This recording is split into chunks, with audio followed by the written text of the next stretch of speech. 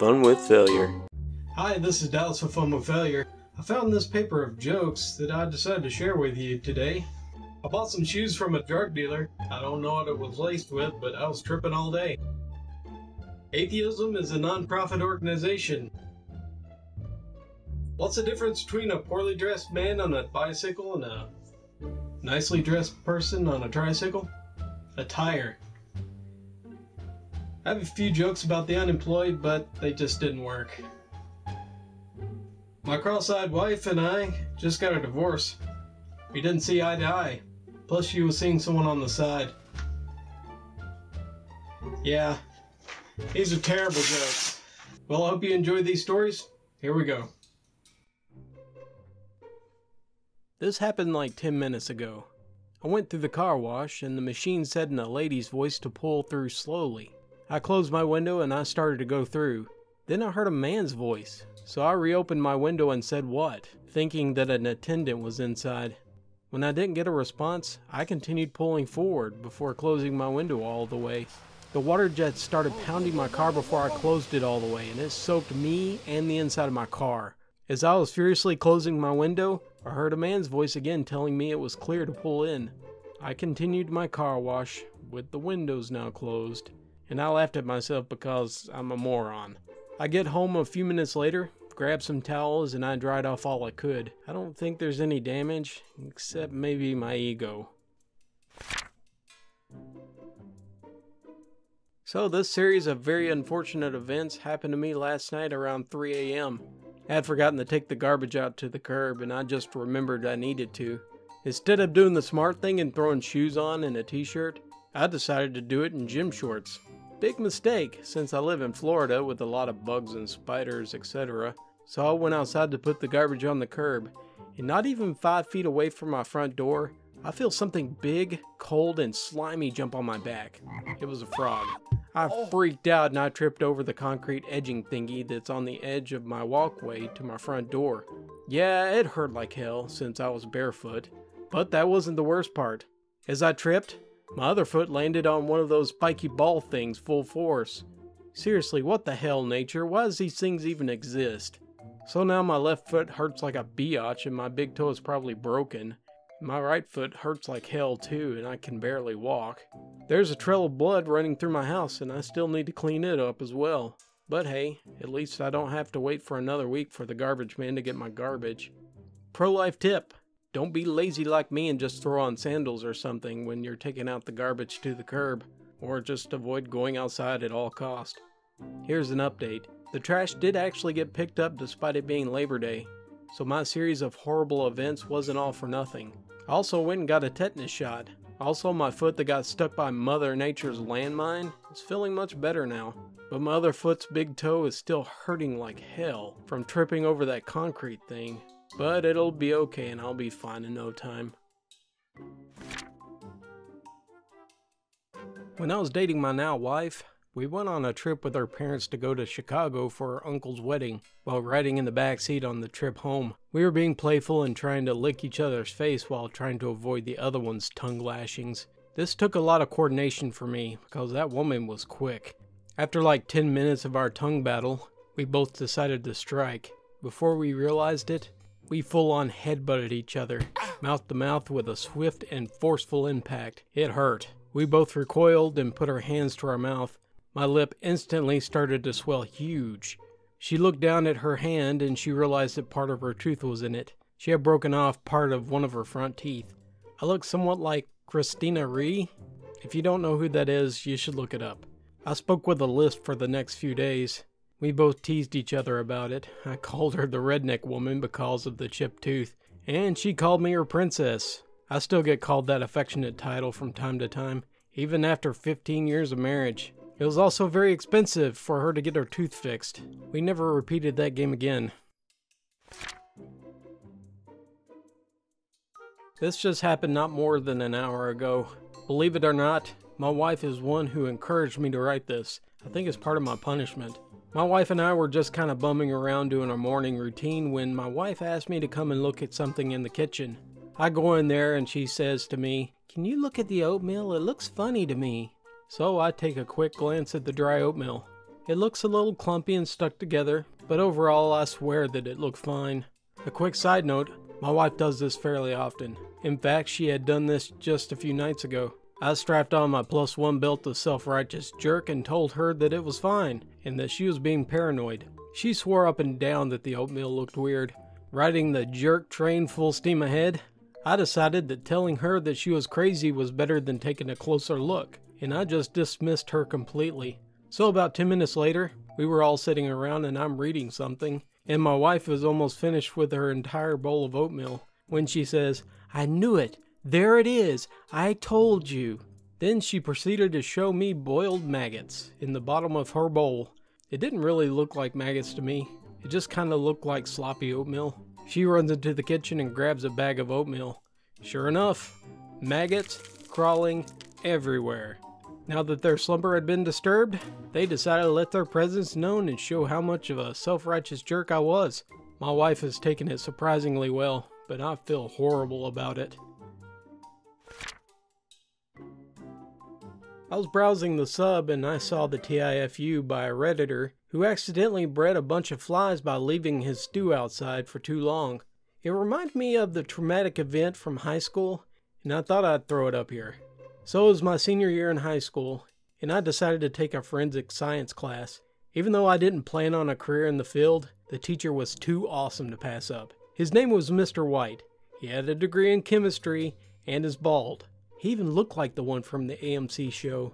Going to class is like being taught by a healthy Heisenberg from Breaking Bad, in an alternate universe where he stayed a teacher and never went to making meth. The class itself was fascinating too.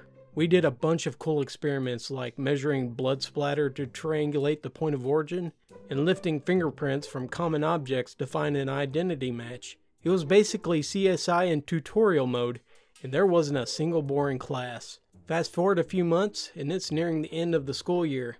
Mr. White said he would end the class with something exciting, learning how to measure the time of death of a corpse by simulating a dead body with chicken livers. For an 18-year-old, that was probably the coolest thing I could think of. He gave each of us a plate of several chicken livers, and he sent us out to hide them throughout the school. Soon the students started complaining of rotten smells, and our class had the quiet satisfaction of being the unknown culprits.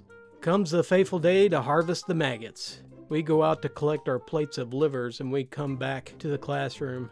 Each team takes a couple of disposable plastic utensils and starts digging into the fruit of our labor. The smell is absolute murder. One kid puked while everyone started picking out yellowish white squirming fly babies. Strangely, my plate was completely maggot free. No matter how much I dug around the rotten organs, I could not find a single bug. Mr. White comes over and I explain my misfortune to him. After a bit of discussion, he suggested I flip it over to see if maybe there were specimens on the bottom. This is where disaster struck. Throughout my high school career, I didn't take a single physics class. So, when faced with the challenge of flipping over a pile of sun-dried putrid organs, I decided the best approach would be apply leverage with the plastic knives I had. What I didn't take into account, however, is the springiness of those pieces of cheap plastic. So I stuck the tips under the chicken livers, I pushed down on the handles, and what ensued is an image that I will flash back to on my deathbed. Liver leaps off the plate, followed by an absolute firework of maggots. Poor little guys probably thought they were turning into flies. Nope. As the horrifying scene played out right before my eyes in slow motion, some of the earlier departures started landing on various tables, chairs, and a few unfortunate persons. The room erupted in anarchy. Students sprinted out of the classroom like bolts on steroids. I stood there, looking at the room filled with thousands of wiggling maggots, accompanied by the screams of my fellow classmates in the background. Now I am become death, the destroyer of worlds. We somehow managed to clean up everything without getting the school administration involved. From then until graduation, there wasn't a day that passed without someone reminding me of my glorious accomplishment.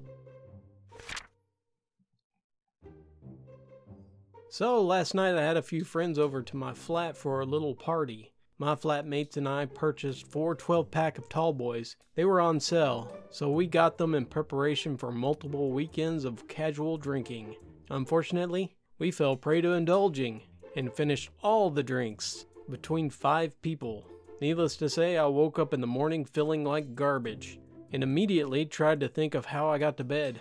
I had fresh teeth, so I must have brushed them the night before, and I had pajamas on, so through a process of deduction, I figured I must have just blacked out, got ready for bed, and went to sleep. I did do all that, but I also managed to apparently fall asleep in the wrong room in the flat. I had to be woken up and directed to my room by my flatmates. That was awkward, but even more so was an hour ago, when one of my female flatmates discovered her backpack was wet, and that the floor itself was wet in the corner of her room. After a short deliberation, it was discovered that I tried to use the bathroom in the flat shortly before falling asleep in the wrong room. I decided I must have peed in the corner after being unable to relieve myself in the normal place.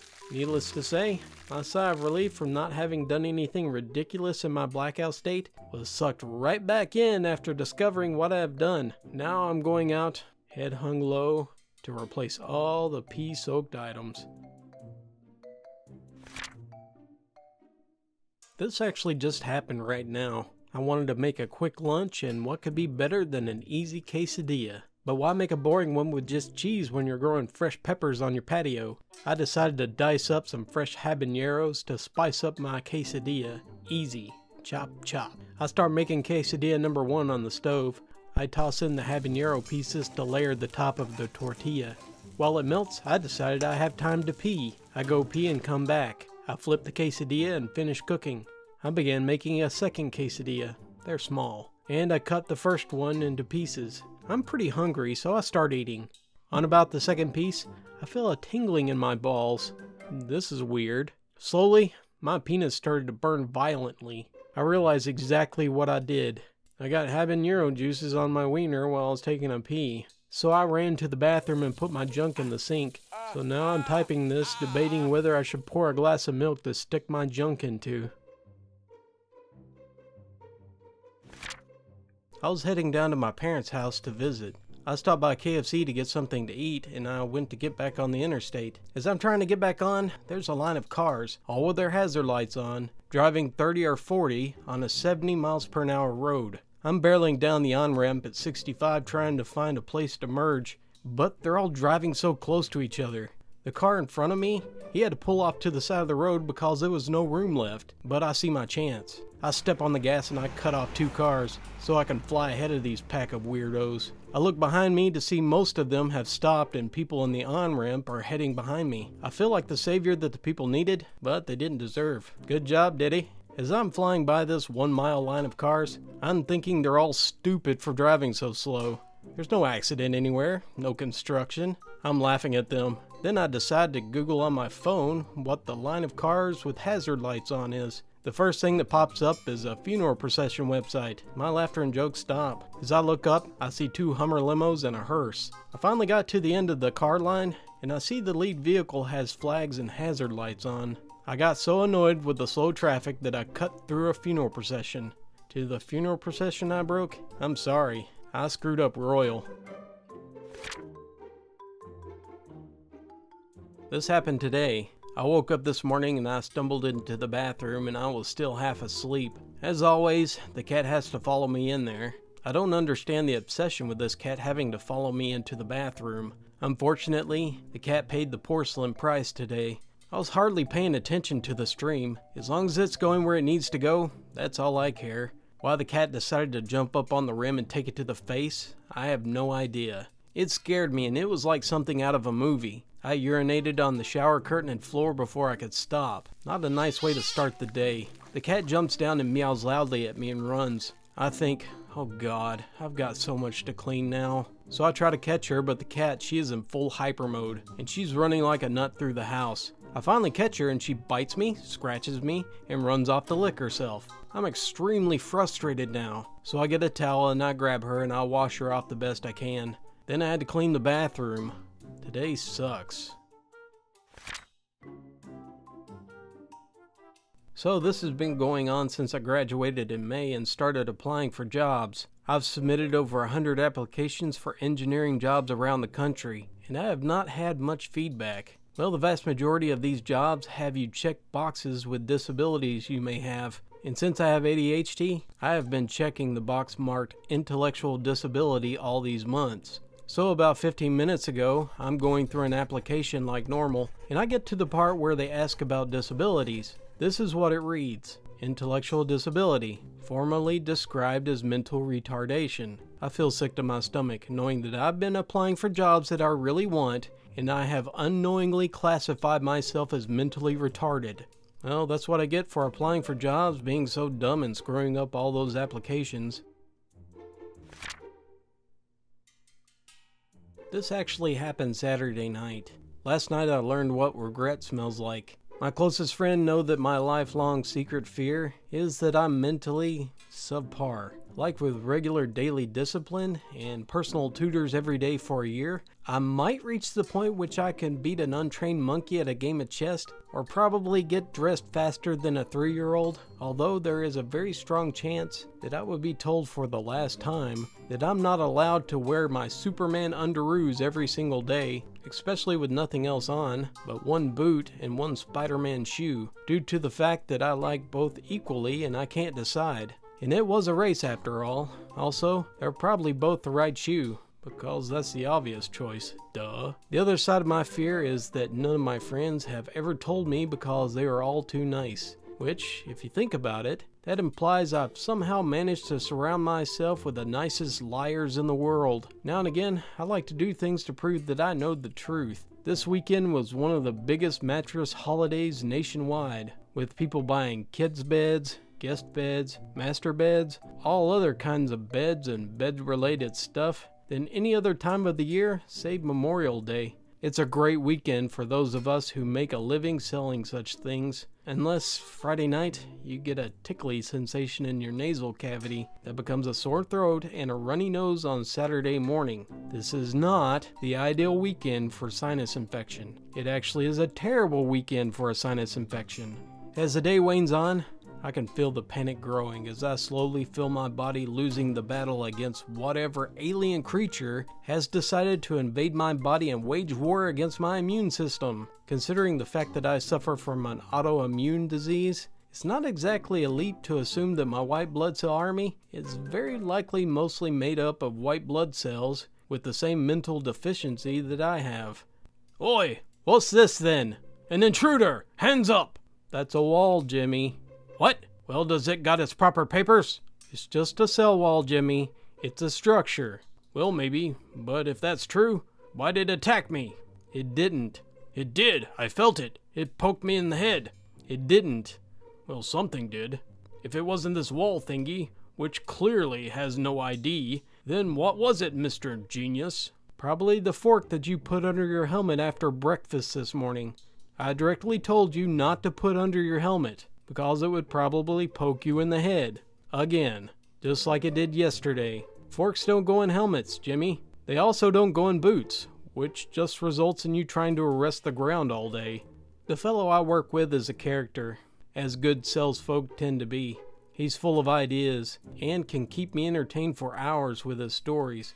As my condition Saturday rapidly deteriorates, he reminded me of the conversation we had a couple of weeks ago about the cayenne pepper being a great way to stop nasal congestion in its tracks. At the time, I thought it sounded insane, but entertaining. This time, I thought it sounded insane, but plausible. I'm not a complete idiot. I googled it. I was surprised to find so much information about it. I mean, the vast majority of it is anecdotal or personal experience-based reviews, which is like science and medical research, right? Interesting enough, another home remedy that keeps popping up was apple cider vinegar. Why not? There were 2 consistent options given for both remedies. For the apple cider vinegar, the options were ingestion and sinus rinse. For the cayenne pepper, the options were snort the dry powder and sinus rinse. I decided on sinus rinse. I have an neti pot, so I prepped it and I warmed the saline solution. I figured I'd be smart and do a little pre-rinse with normal sinus solution, and then rinse again with more solution with an additional 2 tablespoons of apple cider vinegar and whatever, a pinch of cayenne pepper, which I decided is 1/4 tablespoon. Turns out that I was apparently super wrong about that. Oh, also, I should point out that I sincerely enjoy spicy foods, and I go out of my way to buy the hot versions of things. For instance, my cayenne pepper dispenser has the word 4 alarm on the side because it's rated up to 70K SHU, which is Scoville heat units. For context, a jalapeno pepper is rated at 10K SHU. The regular cayenne is rated at 50K, so I basically decided to snort an entire jalapeno pepper up my nose. What's that? You thought I was going to skip the snorting part and just do the rinse? Well, yeah, me too.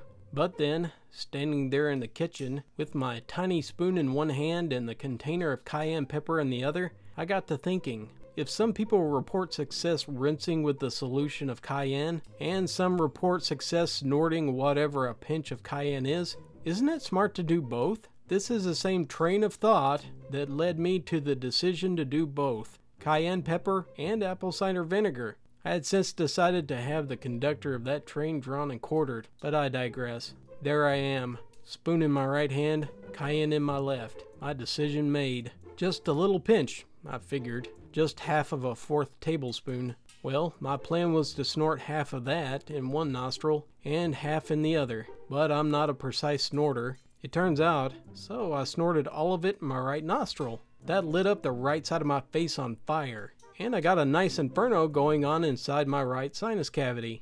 I blinked a little in surprise at the sheer magnitude of pain flooding my brain, but somehow managed once again to dip the spoon into the cayenne pepper and quickly repeat the procedure in my left nostril. This rocket science level of decision making quickly melted what was left of my face off, at which point both of my eyes started flooding so much that I momentarily wondered if this is how fish see things. In a moment of flash clarity, I realized that I was in so much pain that I was becoming delirious. In my panic, I did the only thing that seemed plausible at the time, which was to try to rinse this nuclear reactor out of my smoldering sinus cavities before my head exploded, with the freshly prepped sinus rinse sitting on my countertop. It's funny how sometimes you think that you're in so much pain that it can't possibly hurt worse. And then you suddenly find out that yes, it absolutely can. I had cayenne pepper caked to the internal lining of my nose, and I decided to remove it by forcing acid and more pepper up my nostrils. My sinus cavity turned into a supernova, and several civilizations were instantly wiped out. I suspect Jeremy the white blood cell was probably among them. The runny nose I still have this morning implies that the alien invaders may have somehow managed to reach a level 3 civilization and temporarily escaped into another dimension until the danger had passed, and have now come back to colonize a new world. I spent the next hour dripping hot lava out of my nose. My nephew, who happens also to be my roommate, got home. He took a look at me and he informed me that my eyes had taken a nice glazed deep red hue, which is what happens when you cook pottery in a kiln. What I've learned from this is that sometimes the cure really is worse than the cold.